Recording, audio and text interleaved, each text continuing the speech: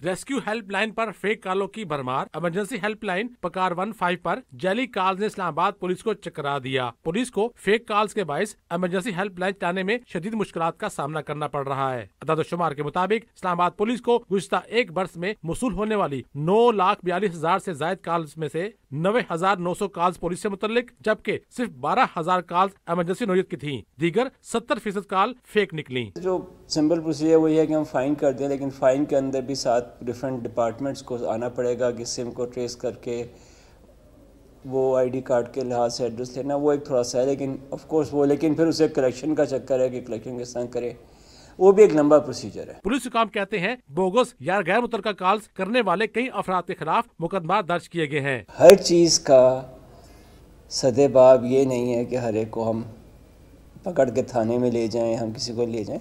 अवाम को सबसे पहले ख़ुद भी सोचना चाहिए कि अवाम अपने अंदर ये अवेयरनेस पैदा करे कि हमने ये काम नहीं करना, खुद जिम्मेदारी का एहसास करें। पुलिस हुकाम कहते हैं 15 इमरजेंसी लाइन अवाम के तावन से बेहतर चल सकती है। अगर फेक कॉल्स के जरिए पुलिस का वक्त ज़ाया न किए जाए तो पुलिस इमरजेंसी रिस्पांस को मजीद बेहतर बना सकती है। कैमरामैन मुदस्सिर दाऊद के साथ शकील करार, डॉन न्यूज़, इस्लामाबाद।